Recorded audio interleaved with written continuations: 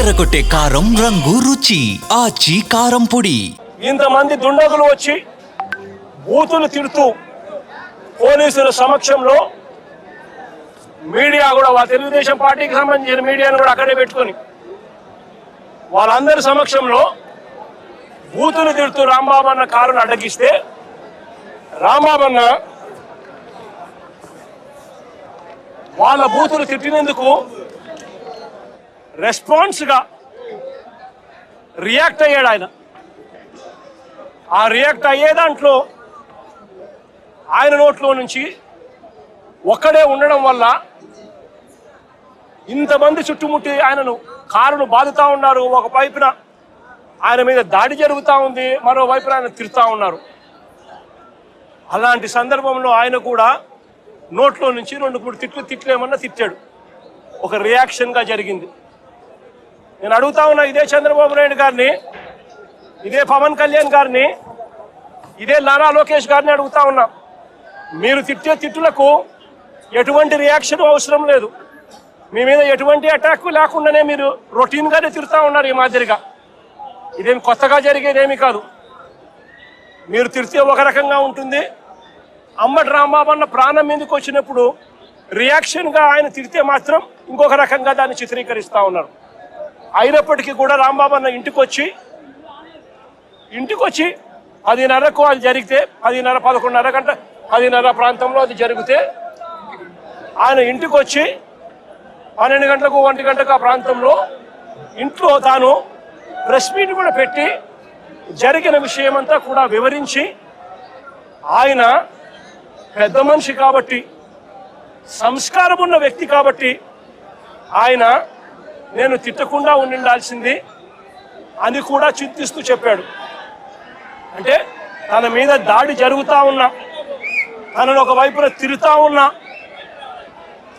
అప్పుడు భావోద్వేగంలో ఆయన 2 తిట్లు తిట్టినందుకు ఇంటికి వచ్చి బాధపడి ప్రెస్ మీట్ పెట్టి మీడియా సమక్షంలో ఆయన దీనికి వివరణ ఇస్తూ, అయినా నేను తిట్టకుండా ఉండింటే బాగుండేది, నేను చింతిస్తున్నాను అని సంస్కారం కలిగిన వ్యక్తిగా అంబటి రాంబాబు అన్న వివరణ కూడా ఇచ్చాడు.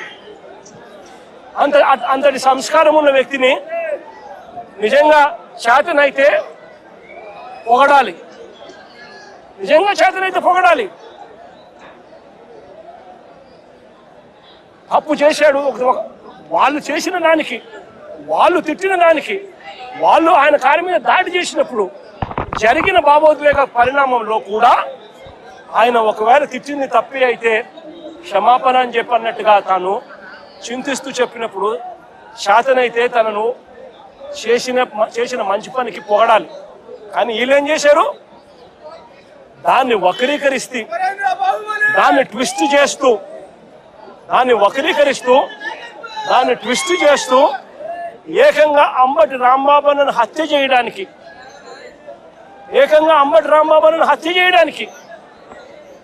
ఏకంగా 5 గంటల నుంచి, సాయంత్రం 5 గంటల నుంచి రాత్రి 1 గంట దాకా,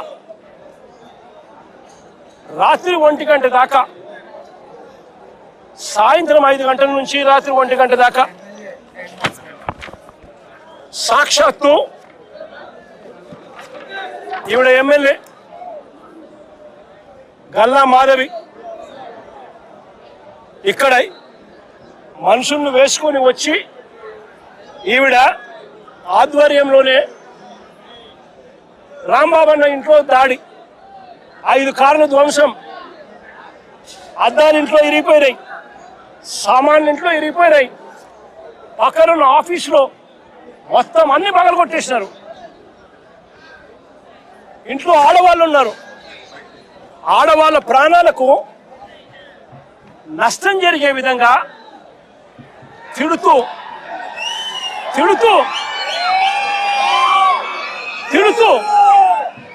వీళ్ళు వ్యవహరించిన తీరు ఇది. గల్లా మాధవి ఎమ్మెల్యే గారి భర్త సాక్షాత్తు అంబటి రాంబాబు అన్న ఆఫీసును పగల కొడుతూ ఆ రూమ్లో ఉన్నప్పుడు ఫోటో. నేను అడుగుతా ఉన్నా,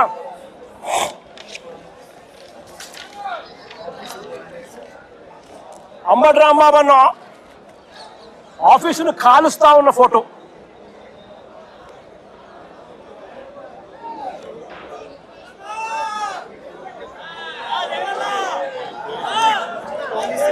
నేను అడుగుతా ఉన్నా, ఇవన్నీ పోలీసుల సమక్షంలోనే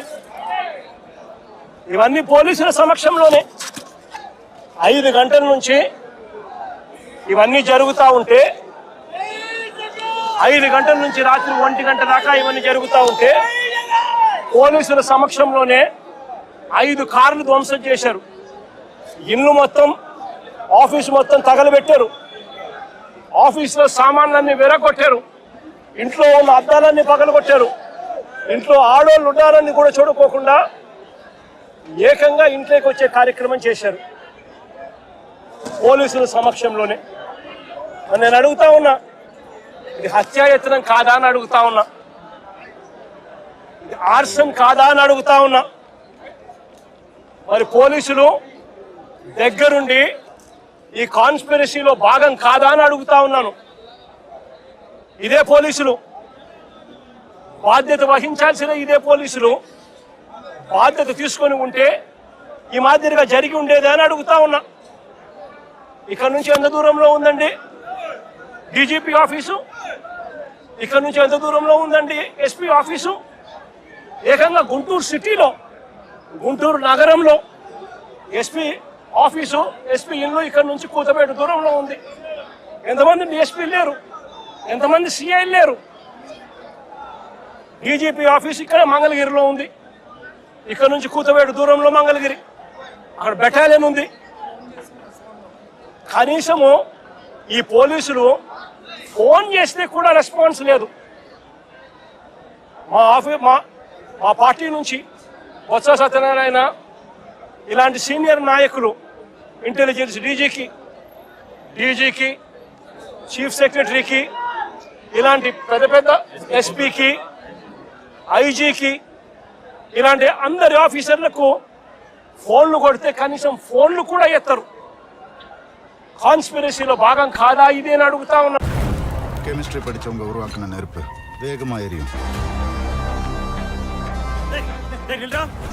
கட்டடத்தை ஏண்டா எரிச்ச பொறுக்கி? ஆனா இப்போ ஏன் எரியுது, எதுக்கு எரிந்து பார்க்க வருவாங்க இல்ல? உங்களுக்கு அரசாங்கத்தோட பிரச்சனை, டெல்லிக்கு போய் உங்க எதிர்ப்பு தெளிவுபடுத்துங்க. டெல்லி தான் இங்க வா.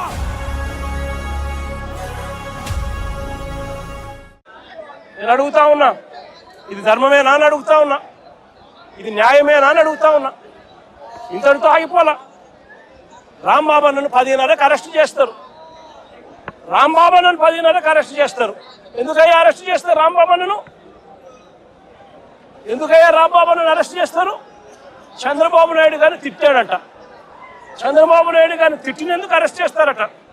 మరి చంద్రబాబు నాయుడు గారిని తిట్టినందుకు రాంబాబు అన్నను అరెస్ట్ చేసినప్పుడు మరి రాంబాబు అన్న ఇంటికి వచ్చి రాంబాబు అన్న కుటుంబ సభ్యులను హత్య చేయాలని ప్రయత్నం చేసి 5 కార్లు ధ్వంసం చేసి అద్దాలన్నీ పగలగొట్టి ఆఫీసుకు నిప్పంటించి చేసిన ఈ ఎమ్మెల్యే గారి భర్త సమక్షంలో ఇక్కడే జరిగితే వాళ్ళ మీద ఏం యాక్షన్ తీసుకున్నారు?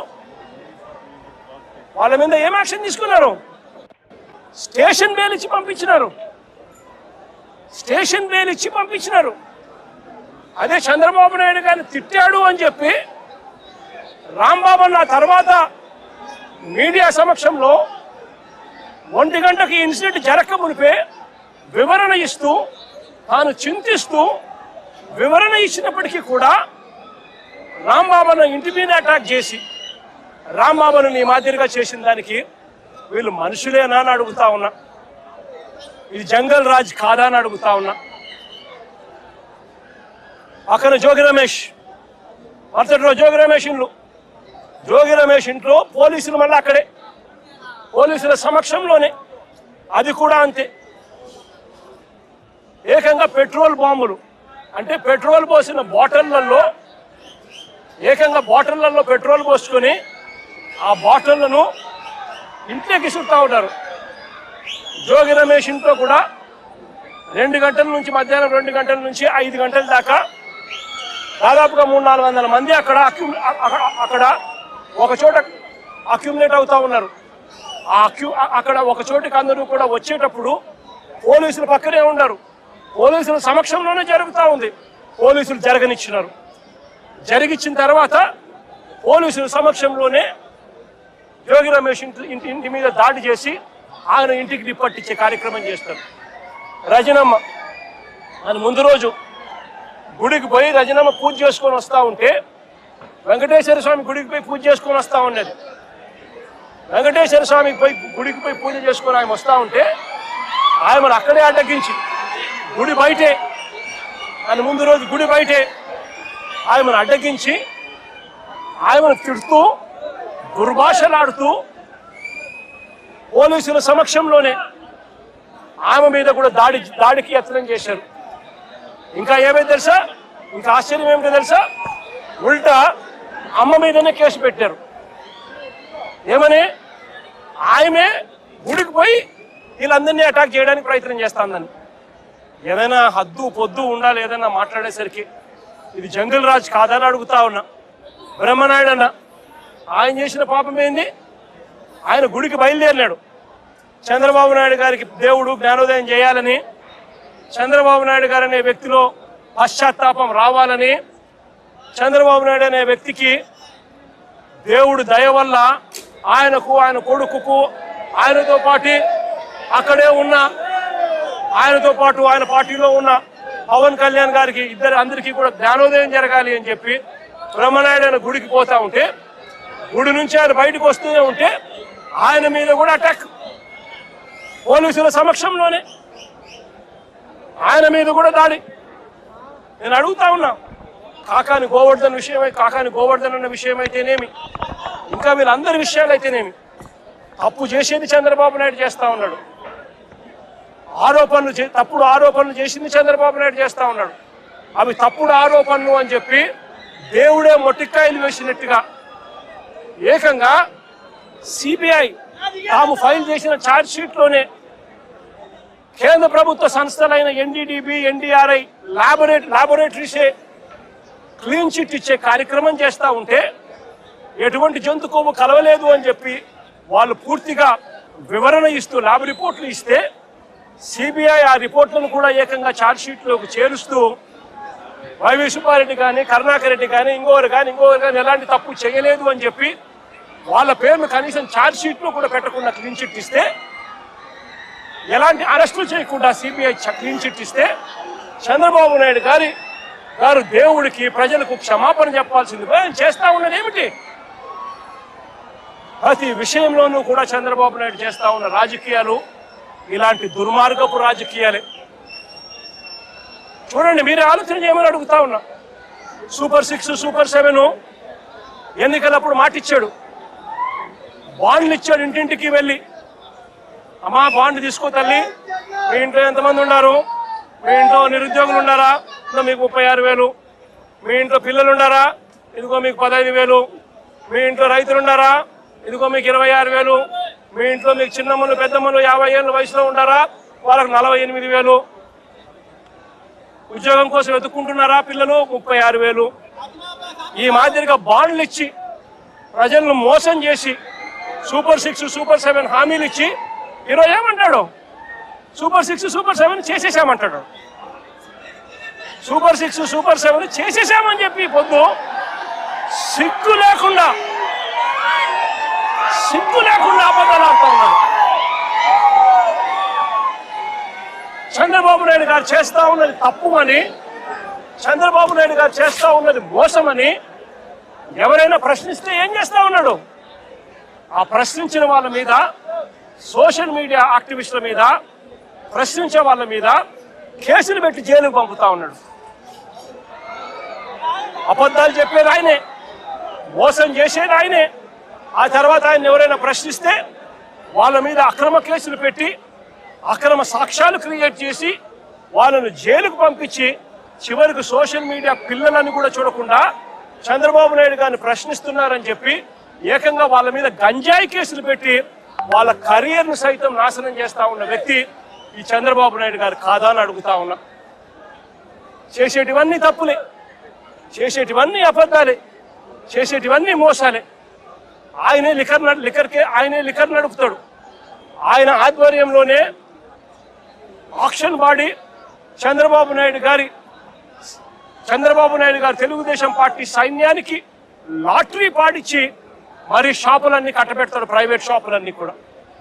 ఆ ప్రైవేట్ షాపుల ఆధ్వర్యంలోనే ఏకంగా ఎమ్మెల్యేలు దగ్గర ఉండి ప్రతి గ్రామంలో ఆక్షన్ పాడుతూ బెల్ట్ షాపులన్నీ కూడా నిర్వహిస్తున్నారు. షాపుల పక్కనే, లిక్కర్ షాపుల పక్కనే ఇల్లీగల్ పర్మిట్ రూములు నడుపుతూ పెగ్గులతో లిక్కర్ అమ్ముతా ఉన్నారు. ఇవన్నీ రాష్ట్రానికి రావాల్సిన ఆదాయాలు రాష్ట్రానికి రావడం లేదు.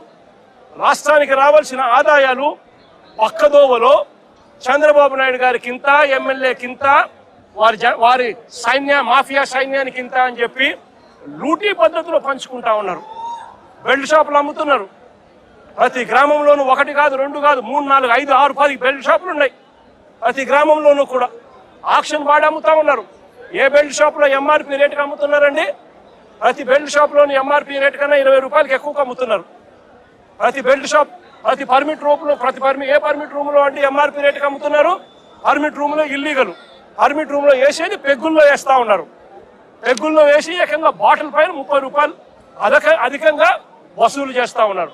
ఆ డబ్బులు గవర్నమెంట్కి రాకోకుండా వీళ్ళ జోబీలు లేకపోతా ఉంది.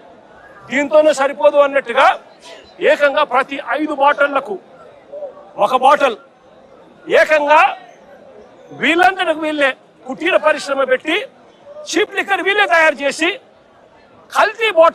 కల్తీ లిక్కరు ఏకంగా ప్రతి 5 బాటిల్లో 1 బాటిల్ ఈరోజు అమ్ముతా ఉన్నారు. ఈ రోజుకి కల్తీ లిక్కర్ తాగి పిల్లలు, చదువుకున్న పిల్లలు, ఇంజనీరింగ్ చదువుకొని బయటకి ఏదో ఊర్లోకి ఏదో సెలవుల కోసం వస్తే 4 పిల్లలు చనిపోయే ఘటనలు ఈ మధ్య కాలంలో మనం చూస్తాం.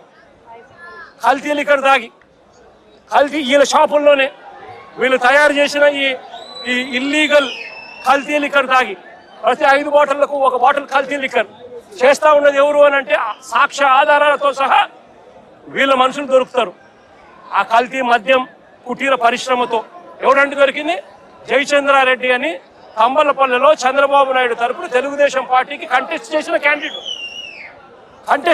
క్యాండిడేట్ ఆయన తయారు చేస్తూ ఏకంగా ఎక్సైజ్ డిపార్ట్మెంట్కు దొరికితే లావాదేవీల్లో వాళ్లకు ఎక్సైజ్ డిపార్ట్మెంట్కు మధ్య లావాదేవీల్లో తేడాలు వచ్చి ఆ ఘటన బయటపడి దొరికితే దాంట్లో తెలుగుదేశం పార్టీ హయాం రాక్షస పాలన జరుగుతూ ఉంది. 18 నెలలుగా చంద్రబాబు నాయుడు గారే పాలన చేస్తా ఉన్నాడు. ఇటువంటి రాక్షస పాలనలో ఎవడైనా మా పార్టీకి సంబంధించిన జోగి రమేష్ లాంటి వ్యక్తి ఎవరైనా వాళ్ళు లిక్కర్ నడుపుతారా? ఆలోచన చేయమని అడుగుతా ఉన్నాం. చంద్రబాబు నాయుడు గారు జోగి రమేష్ మీద కేసు పెడతాడు. ఈయన ఇల్లీగల్ లిక్కర్ తయారు చేసి చంద్రబాబు నాయుడు గారి బెల్ట్ షాపుల్లో ఈయన సప్లై చేస్తున్నాడట. బెల్ట్ షాపులు ఆయనై, సప్లై చేసే మనుషులు ఆయనై, తయారు చేసే మనిషి, బెల్ట్ షాపులు ఆయనై, అమ్మేది ఆయన మనుషులు. మరి జోగి రమేష్ ఎలా చేస్తాడండి? ఆయన మీద కూడా ఇలాంటిదే తప్పుడు కేసు పెట్టి ఏకంగా జైలుకు పంపించిన కేసు. ఇలా ప్రతి ఒక్కరిని కూడా ఆయనే తప్పు చేస్తాడు, ఆయనే అబద్ధాలు ఆడతాడు, ఆయనే అన్యాయం చేస్తాడు. ఆయనను ఎవరైనా ప్రశ్నిస్తే ఆయన మీద తిరిగి దొంగ ఆధారాలతో దొంగ సాక్ష్యాలు క్రియేట్ చేసి వాళ్ళ మీద తిరిగి కేసులు పెట్టే కార్యక్రమం ఈ జంగల్ రాజులో జరుగుతూ ఉంది. ఈ జంగల్ రాజులో పరాకాష్ట నిన్న అంబటి రాంబాబు అన్న జరిగిన విషయము, జోగి రమేష్ ఇంట్లో దాడి విషయము, అదే రకంగా రజనమ్మ మీద అటాక్ విషయము, అదేవిధంగా బ్రహ్మనాయుడు అన్న విషయము, కాకాని గోవర్ధన్ అన్న విషయము, ఇవన్నీ కూడా నిజంగా పరాకాష్ఠకు చేరిన విషయాలు. అన్నిటికన్నా ఆశ్చర్యం ఇంకోటి ఏంటో తెలుసా? ఒక మంత్రిని, అంబటి రాంబాబు అన్న ఒక మంత్రి, కాపు కులంలో నిజంగా గర్వంగా చెప్తా ఉన్నా నేను, ఒక టైగర్ అని కూడా చెప్తా నేను. గొప్పగా బ్రతికినాడు, గొప్పగా ఒక వాల్యూ ఉన్న వ్యక్తి, ఒక విలువలున్న వ్యక్తి అని కూడా నేను గట్టిగా చెప్తాను. అలాంటి వ్యక్తిని ఆశ్చర్యం కలిగించే విషయం ఏంటంటే తప్పుడు కేసులో ఇల్లీగల్గా ఆయన్ని అరెస్ట్ చేయడమే కాకుండా స్టేషన్లో ఈ నల్లపాడు సిఐ వంశీ అట, పట్టాభిపురం సిఐ ఇంకొకడు వెంకటేశ్వర్లు అంట, వీళ్ళు అంబటి రాంబాబు అన్నను ఫిజికల్గా కొట్టడం జరిగింది. ఫిజికల్గా ఒక మంత్రిని కొట్టడం, అబ్యూస్ చేయడం. నిజంగా ఏం ప్రజాస్వామ్యంలో ఉన్నామా లేదా అని ఆలోచన చేయమని అడుగుతా ఉన్నా నేను. ఎల్లకాలం ఈ ప్రభుత్వం ఉండదు. దాదాపుగా 200 మంది సిఐలు, ఎస్ఐలు, డిఎస్పీలు ఇటువంటి వాళ్ళు విఆర్లో ఉన్నారు. మీ ప్రభుత్వంలో మీరు వీళ్ళందరినీ కూడా పక్కన పెట్టిన పరిస్థితిలో వాళ్ళంతా ఉన్నారు. కేవలం మీకు సంబంధించిన వాళ్ళని కొంతమందిని మాత్రమే సిఐలుగా వేసుకున్నారు, కొంతమందిని మాత్రమే మీకు సంబంధించిన వాళ్ళని డిఎస్పీలను వేసుకున్నారు, డిఐజీలను మీ వాళ్ళని వేసుకున్నారు. ఎస్పీలు గత్యంతరం లేక మీకు ఊడిగం కాస్తా ఉన్నారు. బీహార్లో ఏం జరుగుతా ఉందో నాకు తెలియదు, కానీ ఇక్కడ జంగల్ రాజ్యం, జంగల్ రాజును మీరు సృష్టించి నడిపిస్తా ఉన్నారు. కానీ నేను అందరికీ కూడా ఒకటే చెప్తా ఉన్నా, ఎల్లకాలం ఇదే మాదిరిగానే జరగదు. 2 ఏళ్ళు కన్ను మూసుకుంటే అయిపోయింది, మరో 3 ఏళ్ళు కూడా కన్ను మూసుకుని కన్ను తెరిచేసరికి మరో 3 ఏళ్ళు కూడా అయిపోతుంది. ఆ తర్వాత వచ్చేది మాత్రం మా ప్రభుత్వం అని చెప్పి కూడా ప్రతి ఒక్కరికి కూడా ఈ సందర్భంగా కూడా చెప్తా ఉన్నా.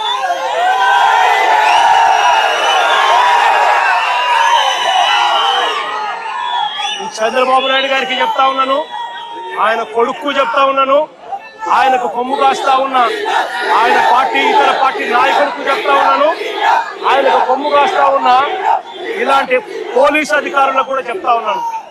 ఎల్లకాలం ఇలా అన్యాయం చేస్తా ఉంటే మాత్రం ఎప్పుడు కూడా దేవుడు చూస్తూ ఊరుకోవడాన్ని మాత్రం గుర్తుపెట్టుకోండి. ఖచ్చితంగా మీకు మొట్టికాయలు పడతాయి. రేపు పొద్దున మా ప్రభుత్వం వచ్చిన తర్వాత వీటి అన్నిటి మీద కూడా ఎంక్వైరీలు వేస్తాము, వడ్డీతో సహా చెల్లిస్తారు అని కూడా ఈ సందర్భంగా అందరికీ కూడా చెప్తా ఉన్నాం. అందరినీ కూడా బోన్లలో నిలబెడతాము, సాక్ష్యాలు ఆధారాలతో సహా యూనిఫామ్లు ఒక్కొక్కరికి కూడా ఇప్పించి వీళ్ళందరితో పాటు ఈ కాన్స్పిరసీలో భాగమైన ఇతర రాజకీయ నాయకులు ఎవరైతే చేసినారో వాళ్ళందరినీ కూడా ఒక్కలో పెట్టి న్యాయం జరిగేట్టుగా వడ్డీతో సహా వీళ్ళంతా కూడా చెల్లించే పరిస్థితి కూడా వస్తుందని కూడా ఈ సందర్భంగా ప్రతి ఒక్కరికి కూడా హెచ్చరిస్తా ఉన్నా. జరుగుతా ఉన్నది విషపూరిత విత్తనాలు నాటుతా ఉన్నారు. దయచేసి ఈ విషపూరిత విత్తనాలు నాటడం ఇప్పటికైనా ఆపండి. ఇది గన ఆపకపోతే గన రేపొద్దున ఈ విషపూరిత విత్తనాలు మీరొక్కరికే మీకు మాత్రమే వర్తిస్తాయని అనుకోవకండి. ఈ రోజు వైఎస్ఆర్సీపీకి సంబంధించిన ప్రతి గ్రామ స్థాయిలో కూడా ప్రతి కార్యకర్త కూడా దెబ్బతినున్నాడు, ప్రతి నాయకుడు దెబ్బతినున్నాడు. మీరు చేస్తా ఉన్న అన్యాయానికి వీళ్ళంతా కూడా దెబ్బతిని ఉన్నారు. వీళ్ళంతా రేపొద్దున మా ప్రభుత్వం వచ్చినప్పుడు వీళ్ళంతా కూడా మీ విషపూరిత విత్తనాలు ఆ రోజు పెద్ద చెట్లు అయినప్పుడు వీళ్ళు గల స్పందించే తీరు స్పందిస్తున్నప్పుడు మీకేం జరుగుతుంది అని కూడా ఆలోచన చేసుకోమని చెప్పి చంద్రబాబు నాయుడు గారిని గట్టిగా హెచ్చరిస్తా ఉన్నా. ఇప్పటికైనా బుద్ధి జ్ఞానం తెచ్చుకోండి. దేవుడు అంటే భయము భక్తి తెచ్చుకోండి. దేవుడు అంటే భయము భక్తితో బుద్ధి జ్ఞానంతో మంచి పరిపాలన ఇచ్చి ప్రజలకు మేలు చేసి వాళ్ళ గుండెల్లో స్థానం సంపాదించుకునే కార్యక్రమం చంద్రబాబు నాయుడు గారు చేయాలి. చేతనైతే సూపర్ 6లు, సూపర్ 7లు ఇటువంటివన్నీ కూడా అబద్ధాలు చెప్పకుండా మోసం చేయకుండా ప్రజలకు మంచి చేసి ఇచ్చే కార్యక్రమం చేయండి. మీ పుణ్యాన అని చెప్పి నిర్వీర్యమైపోయిన స్కూళ్లను బాగు చేయండి. ఫీజు రీయింబర్స్మెంట్ బకాయిలు 8 క్వార్టర్లు పిల్లలకి ఇంతవరకు ఇలా పిల్లలు చదువులు మానేస్తా ఉన్నారు. వాళ్ళ పరిస్థితి గమనించి వాళ్ళ చదువులను ఆదుకునే కార్యక్రమం చేయండి. ఆరోగ్యశ్రీ హాస్పిటల్స్ మూసేస్తా ఉన్నారు. పేదవాడికి వైద్యం అందని పరిస్థితిలో పేదవాడు ఉన్నాడు. ఆ ఆరోగ్యశ్రీ నెట్వర్క్ హాస్పిటల్కి ఇవ్వాల్సిన బకాయిలు క్లియర్ చేసి ఆ నెట్వర్క్ హాస్పిటల్ నిలబెట్టి మళ్ళా పేదవాడికి ఉచితంగా వైద్యం అందించే కార్యక్రమం చేయండి. చేతనైతే ఆ 17 మెడికల్ కాలేజీలు మీ స్కాముల కోసం అమ్మకుండా ఆ 17 మెడికల్ కాలేజీలు పూర్తి చేసి పేదవాడికి, మధ్యతరగతి వాళ్లకు, ప్రజలకు మంచి చేసే కార్యక్రమం చేయండి. చేతనైతే రైతులకు గిట్టుబాటు ధరలు కల్పించే కార్యక్రమం చేయండి. చేతనైతే రైతులకు నువ్వు ఇస్తావన్నా ఇప్పటికే అన్నదాత సుఖీభవ 40,000 ఇస్తారన్నావు, కేవలం 10,000 ఇచ్చావు, 30,000 ఎగరగొట్టావు. ఆ 30,000 ఇచ్చి రైతులకు గిట్టుబాటు ధరలు ఇచ్చే కార్యక్రమం కూడా ఖచ్చితంగా జరిగించే కార్యక్రమాలు కూడా వ్యవసాయాన్ని చక్కబెట్టి ఖచ్చితంగా జరిగించే కార్యక్రమం మీద ధ్యాస పెట్టండి. ఇవేమీ కూడా ధ్యాస లేదు, మన్ను లేదు, పాడు లేదు. చేసేదంతా కూడా అవన్నీ కూడా ఎట్లాగూ నిర్వీర్యం కాబట్టి ఈయన చేసేటివన్నీ కూడా అబద్ధాలు మోసాలే కాబట్టి చేసేదంతా ఇంకా ఏమిటి, ఎవరైనా ప్రశ్నిస్తే ప్రశ్నించిన వారి గొంతులు పట్టుకొని నలపడమే ఈయన చేసే పని. ఈయనకు వత్తాసు పలుకుతా ఉన్న కొంతమంది తొత్తులు లాంటి పోలీసులు, కొంతమంది తొత్తులు లాంటి అధికారులు ఈయనకు తోడుగా ఉండి నడిపిస్తా ఉన్న పని. అందరికీ ఇక్కడ జ్ఞానోదయం రావాలని చెప్పి కోరుకుంటా ఉన్నాను. ఇలాంటివి జరిగితే మాత్రం చూస్తూ ఊరుకునే కార్యక్రమం ఖచ్చితంగా ఉండదు, ఖచ్చితంగా స్పందన కూడా ఉంటుందని కూడా ఈ సందర్భంగా ఖచ్చితంగా చెప్తా ఉన్నాము. ఇలాంటి ఘటనలు జరిగితే రేపొద్దున రాష్ట్ర వ్యాప్తంగా కూడా బంధు పిలుపులు కూడా ఇచ్చే కార్యక్రమాన్ని కూడా వెనకడుగు వేయము, ఇంకా అడుగులు వేగంగా కూడా పడతాయి. ఇలాంటివి కన్నా ఆగకపోతే మాత్రం చంద్రబాబు నాయుడు గారిని గట్టిగా వార్నింగ్ ఇస్తూ చెప్తా ఉన్నాము. ఇష్యూస్ పెద్ద అవుతాయి,